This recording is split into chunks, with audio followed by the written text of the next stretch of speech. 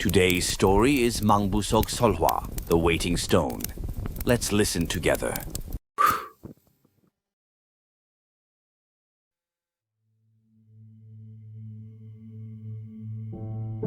The fertility clinic occupied the 15th floor of a glass tower in Gangnam. Everything was white. White surfaces, white walls, recessed lighting that made the world look slightly unreal, like a place scrubbed clean of all evidence. "It's going to work this time." His voice carried that hollow certainty of someone who'd said the same words too many times, each time a little less believable. You don't know that. The receptionist's smile was practiced, professional, and didn't quite reach her eyes. Dr. Kang will see you now, just through that door. The consultation room was smaller than expected, dominated by a massive desk of dark wood that seemed wrong against all the clinical white.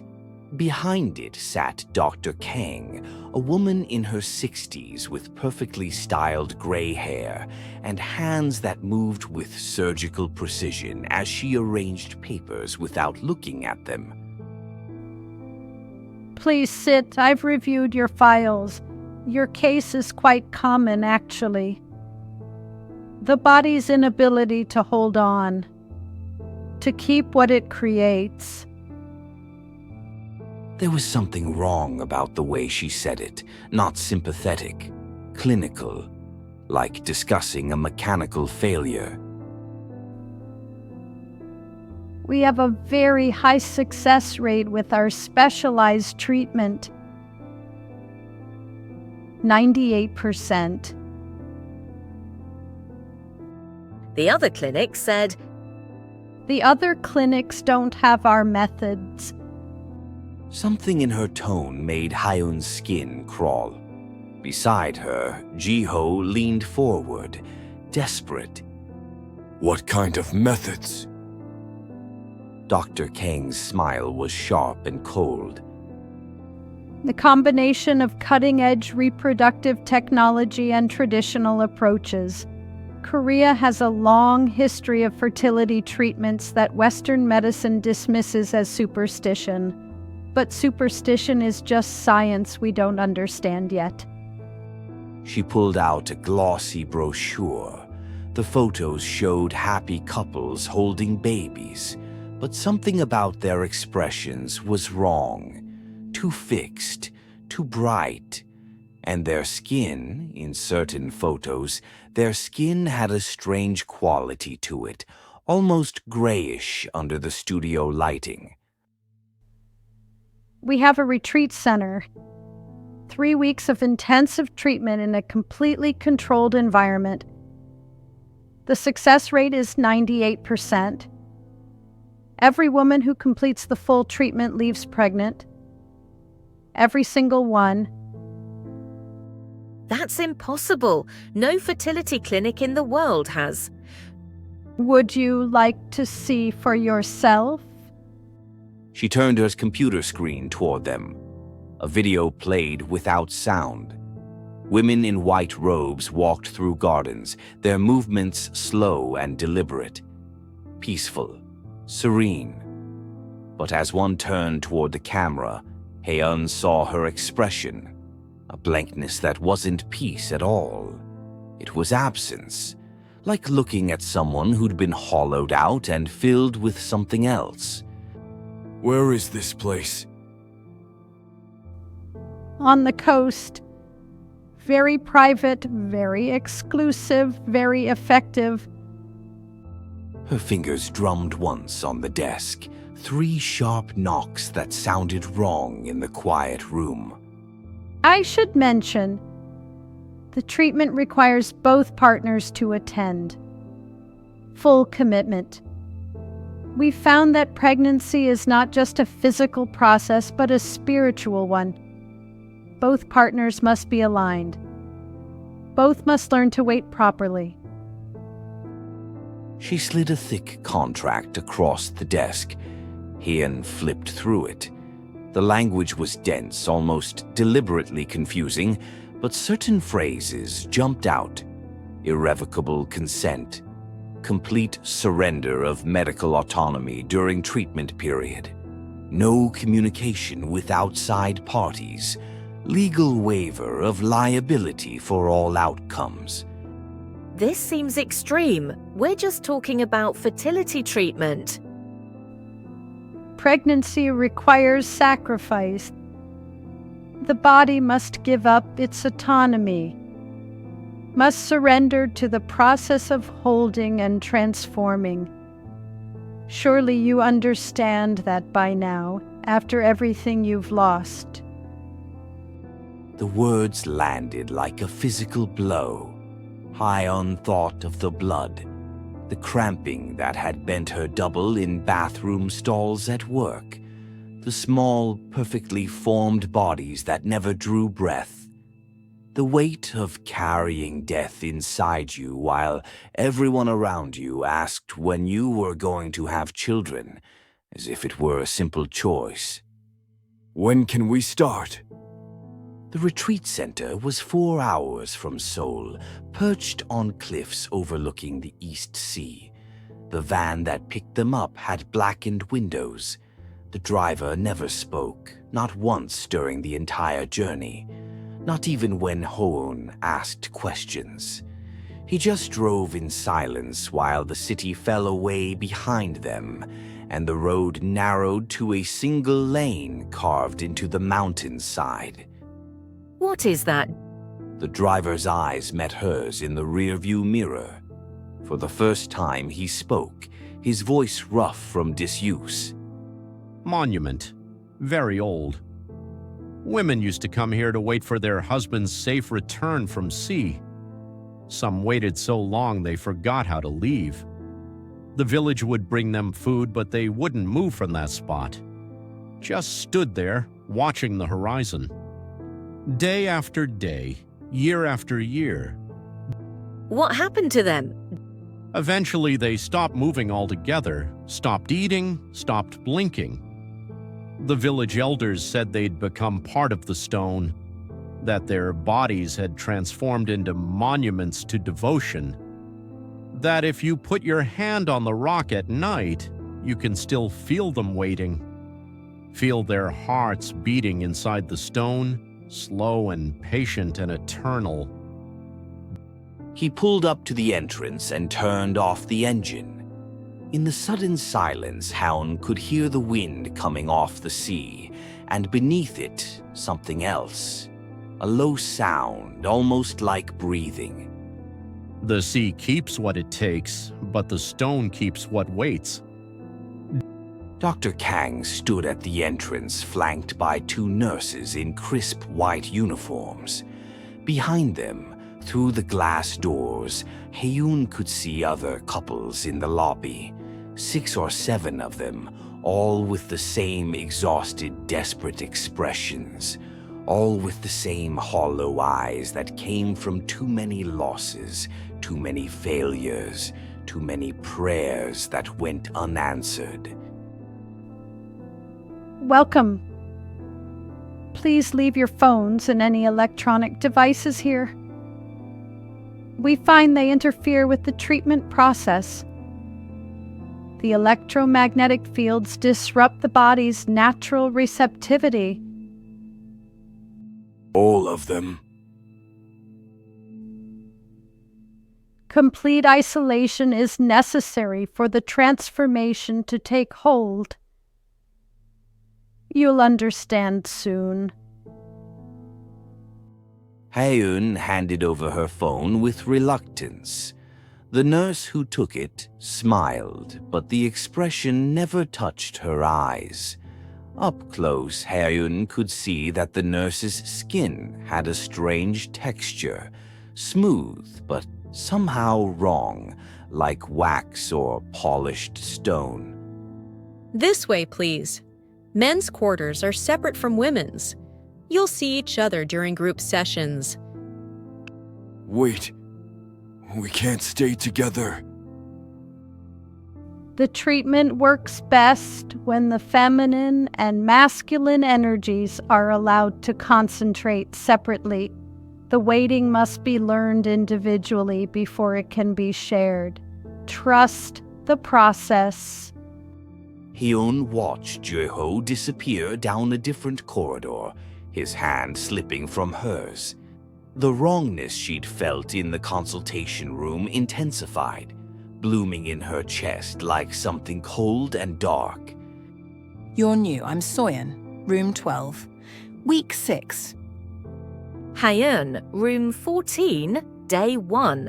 What's waiting practice? Soyeon's hands stopped moving instantly. Her whole body went still in a way that wasn't natural. Her expression smoothed out, became blank. You'll see. Just don't resist it. It's easier if you don't resist. Everything is easier if you don't resist. Resist what? But Soyeon was already backing away, her eyes flicking toward the end of the hall. Nurse stood there watching them with that same empty smile. Soyeon's footsteps retreated quickly, then faster, almost running. The first treatment session happened in a room with no windows, just white walls and bright lights, and a metal table in the center that was cold enough to make Hyun's skin prickle when she lay down. This will feel strange at first. The body resists transformation. It wants to stay as it is, but we need to teach it to hold on, to keep what it creates instead of letting it go. She began inserting needles, traditional acupuncture points, she explained, but the needles were different, thicker, and they didn't just pierce the skin. They seemed to sink deeper, into muscle, into something beyond.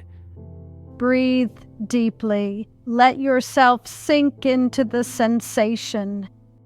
The needles didn't hurt exactly. They created a spreading numbness that made Hyun's limbs feel distant, as if they were floating away from her body, as if she were becoming untethered. Good. Now I want you to think about waiting. Really concentrate on it. The feeling of anticipation, of suspension, of holding yourself in that space between hope and despair, between having and losing, between life and death.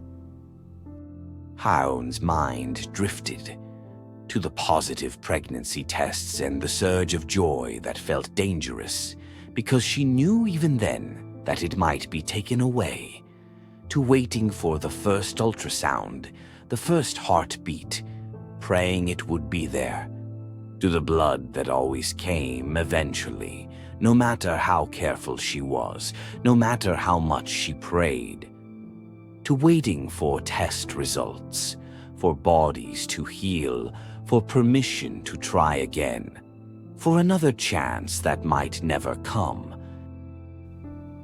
Yes, exactly like that. Hold that feeling. Let it spread through your body. Let it sink into your bones. Something cold touched Hyun's abdomen. She tried to look down but found she couldn't move her head. Her neck muscles simply wouldn't respond. She could only stare up at the bright lights, at Dr. Kang's face hovering above her, expressionless. The waiting is the key. Did you know that? The original women who came here, they waited so long for their husbands that their bodies began to change. The grief and longing altered them at a cellular level. They stopped bleeding, stopped aging. Their skin grew thick and hard. Their bones calcified. And eventually, they became the stone itself. Monuments to devotion, to the transformative power of waiting. that's just a story. Is it? What is pregnancy but transformation? Your body changes, your bones shift, your blood volume doubles, your organs move to make room for something growing inside you. You become a vessel for something else. Your body is no longer entirely your own. That's not a metaphor. That's biology. The numbness was spreading to Hound's chest now, making it hard to breathe. Through her blurring vision, she saw Dr. Kang holding a syringe filled with something that looked like liquid stone. Gray and viscous, moving sluggishly inside the glass like cold mercury. What is that? This is what you came here for. The ability to hold on, to never let go again. Just a little patience now. The injection site burned cold, then went numb like everything else. Hyun felt it spreading through her veins, heavy and foreign. Not like medicine, like something geological, like her blood was being slowly replaced with groundwater, with mineral deposits, with something ancient and patient and cold. Don't fight it. The more you resist, the more it hurts. Let your body learn, let it understand what it means to wait. The lights above her began to pulse in rhythm with her heartbeat, growing brighter and dimmer, brighter and dimmer. And beneath it all, that sound again. That slow, patient breathing, coming from inside the walls, coming from beneath the floor, coming from inside her own chest. Aki, the group session the next morning took place in a circular room with floor-to-ceiling windows. The stone monument was perfectly framed in the center, visible from every angle. 10 women sat in chairs arranged in concentric circles around Dr. Kang. Let's begin. Soyeon, share your progress with the group. Soyeon's voice came out flat, each word carefully spaced, like she was reading from a script written inside her skull. I've been here for 6 weeks. The treatment is working. I can feel it inside me now. Something growing, something that won't leave this time. My body has learned to hold on, to keep what it creates. I haven't bled in 43 days. My uterus has sealed itself. Nothing escapes anymore. Nothing can escape.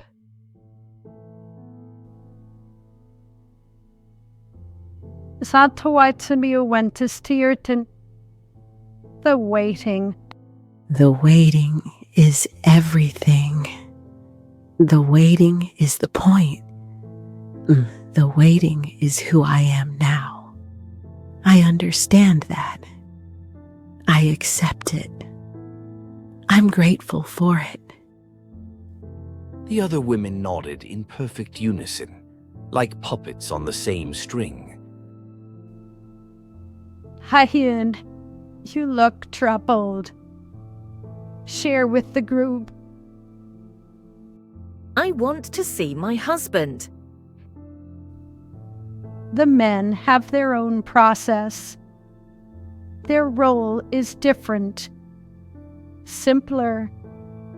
They learn to wait with less resistance. It's in their nature. I don't understand what that means. I don't understand any of this. What did you inject into me yesterday? Tell me first, what have you noticed about your body since the treatment? Haun touched her abdomen without meaning to. The heaviness was still there. Worse now. And something else. A sense of pressure, of something settling deep into her pelvis, into her bones, becoming part of her skeleton. It feels hard, wrong. Not wrong, transformed. Your body is learning to wait properly, to hold on instead of letting go, to become a perfect vessel. One of the other women spoke up, her voice dreamy and distant, like someone talking in their sleep. I haven't bled in 3 months. Dr. Kang says it's excellent progress. My body is keeping everything inside now. My uterus has calcified. She showed me the ultrasound. It looks like stone. Beautiful, solid stone. Nothing can escape it. Nothing will ever escape it again. That's not healthy. That's not, you need to see a real doctor, a hospital. That's not pregnancy, that's... I am a real doctor. She stood slowly, and her expression hardened into something cold and absolute. And you signed a contract. 3 weeks. You agreed to the full treatment. You gave your consent. Your legal, irrevocable consent. I want to leave, right now. You want a baby. That's why you're here. That's why they're all here. Every woman in this room came because they couldn't hold on. Couldn't keep what they created.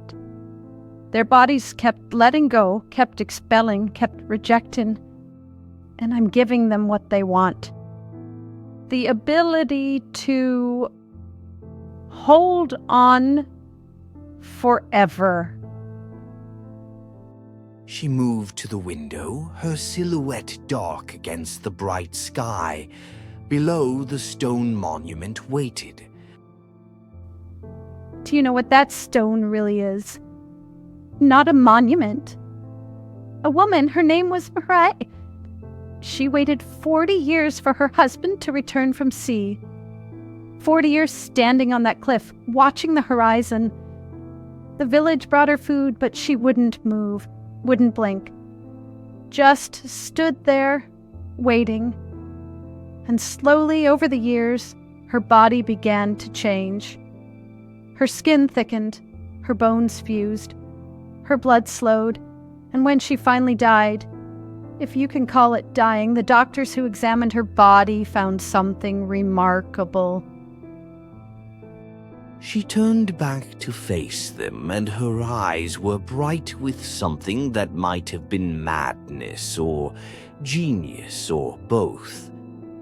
Her uterus had calcified into solid stone, a perfect sealed chamber, and inside that chamber, preserved in absolute stasis, was a 40-year-old fetus, perfectly intact, perfectly formed, never born, never decayed, never lost, held in eternal waiting. And I realized that's the answer, not helping the body release, not supporting pregnancy through birth, but teaching the body to never let go at all.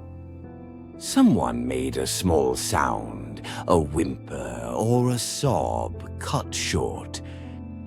So I developed a treatment, a compound derived from mineral deposits in the caves beneath this facility, combined with targeted hormone therapy and traditional techniques.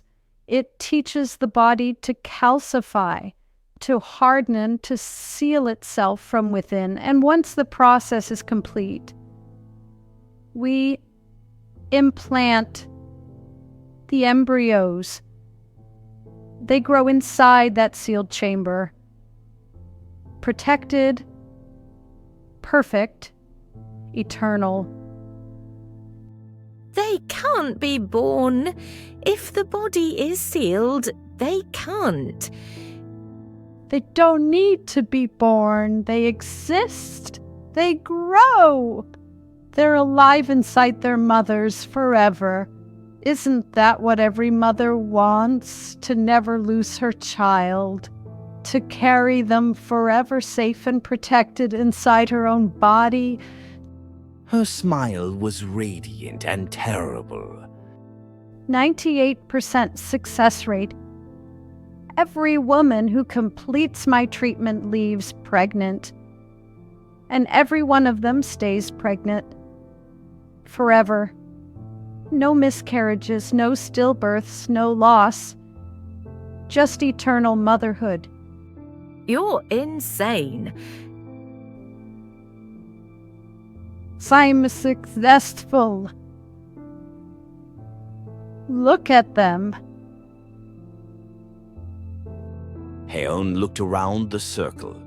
The women sat motionless now, their hands resting on their abdomens. In the morning light streaming through the windows, she could see it clearly. Their skin wasn't just gray-tinged anymore. It was changing texture, becoming smooth and hard, like marble, like stone. It doesn't hurt. After the third injection, you stop feeling much of anything. It's peaceful. Just waiting. I can feel it inside me. My baby, growing, it can't leave now. The calcification is complete. It's trapped. But so am I. We're trapped together. Waiting together. Forever. Her voice was dreamy, disconnected, like she was describing a pleasant vacation. Sometimes I can feel it moving, trying to find a way out. But there is no way out. Not anymore. We'll wait together. Forever. Heun forced her heavy legs to move, stumbling toward the door. The nurses were there immediately, their hands gentle but impossibly firm, like being gripped by stone statues. It is time for your rest period. Come along. Let me go, please, please let me go. But her body was betraying her. The numbness from yesterday had spread. Her legs felt like lead, like stone. She couldn't run, could barely walk. They half carried, half dragged her back to her room. I was hoping you'd look. I left your window unlocked for that reason. It's important that you understand what we're offering. Those women down there, they completed the treatment. All of them. They're still pregnant even now. Their bodies are monuments, sealed. Perfect. Preserved forever. In that moment of greatest anticipation. The waiting made eternal. Made stone. You killed them. I saved them from loss, from grief, from empty wombs and blood-stained sheets and the agony of trying again and again only to fail. They're mothers now, forever.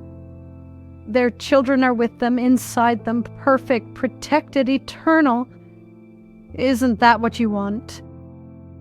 Never to lose another baby?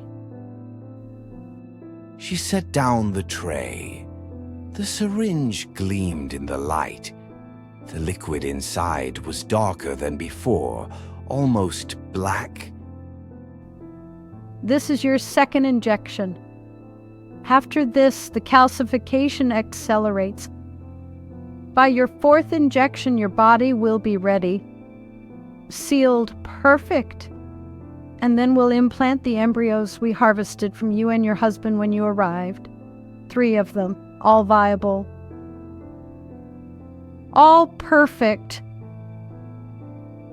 And they'll grow inside you. Safe and protected forever. No, I won't. She tried to move, but her legs were stone. Her arms were leaden. She could barely lift them. Your husband is already on his 4th injection. He's been very compliant, much easier than you. We find men accept the process more readily. They don't fight the transformation. By the time you're ready for implantation, he'll be content to wait with you, both of you preserved, both of you monuments to your love, holding your child between you forever. The needle touched Haeyeon's skin. Run, Haeyeon. Run. Now. How did you... The men's wing is locked. The doses you received should have... I remembered. You said to wait, but I'm done. Done waiting. Done letting you...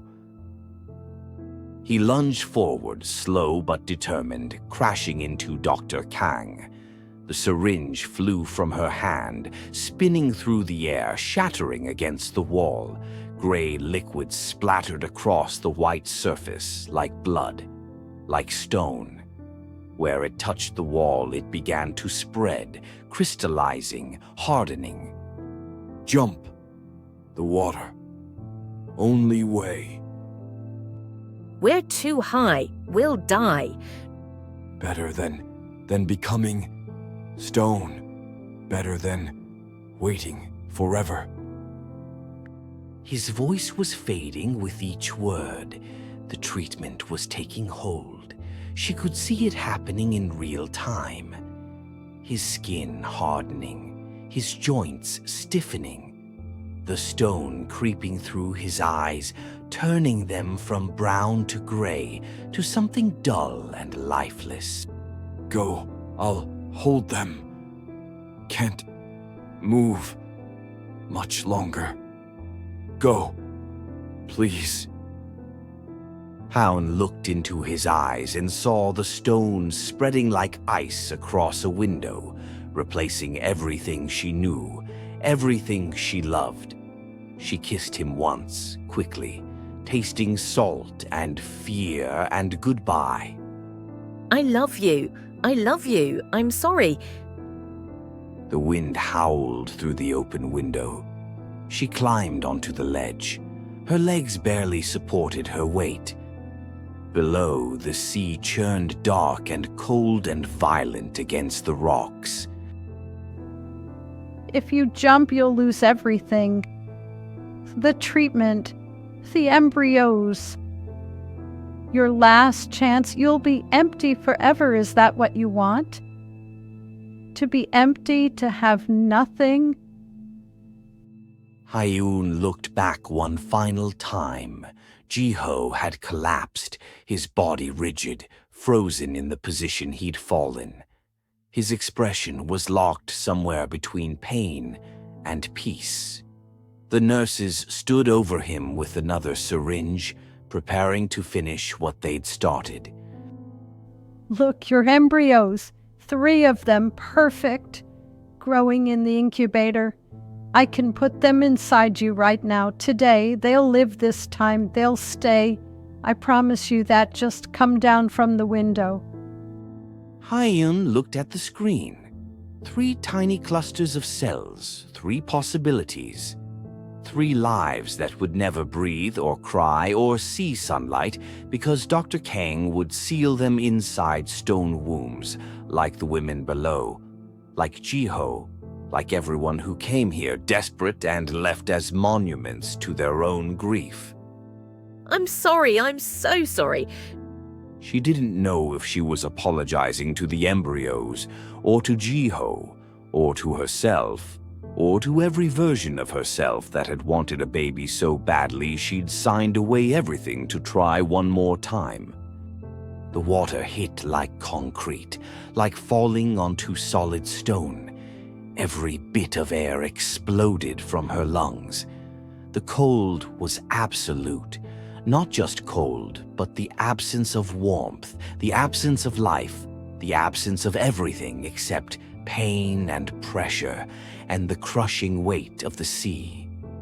It took 3 hours to reach the nearest town, a small fishing village where the locals took one look at her soaked clothes and hypothermic shaking and offered blankets and hot tea without questions. Ma'am, we've received complaints about that clinic before. Multiple times, we've investigated. Dr. Kang's credentials are impeccable. Her success rate is extraordinary.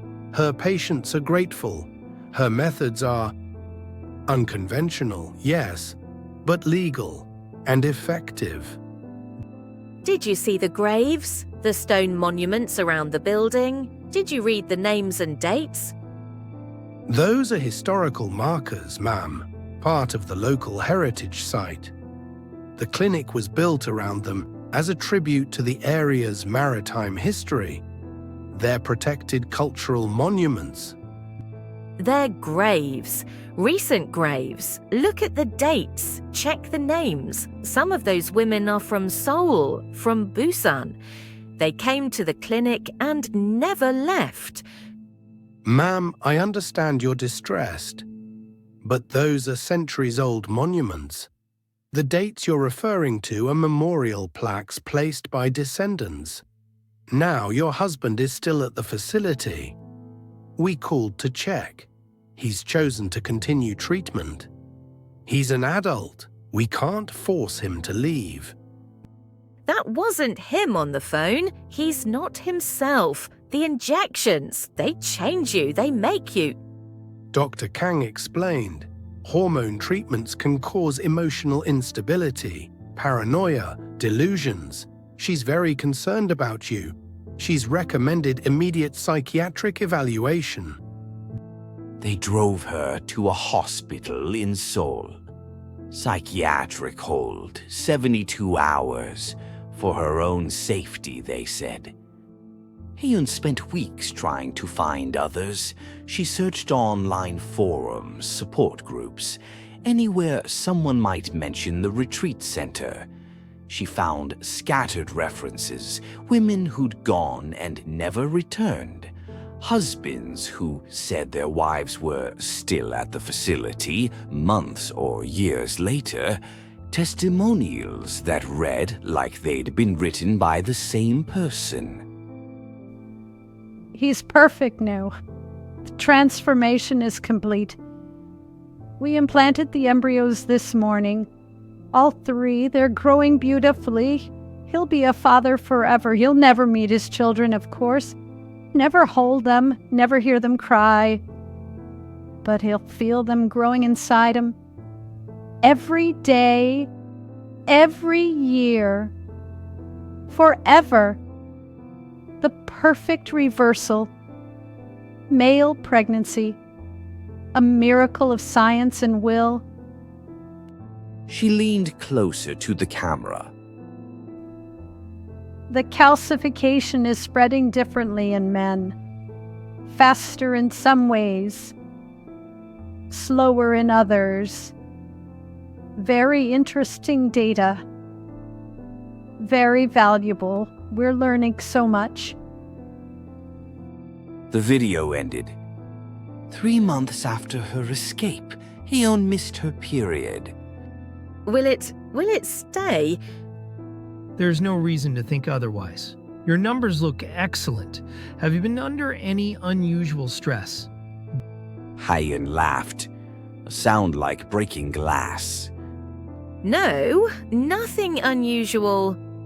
She went home, stood at her window, looked south towards the coast, wondered if Jiho knew somehow, if some part of him trapped in stone could sense what was growing inside her.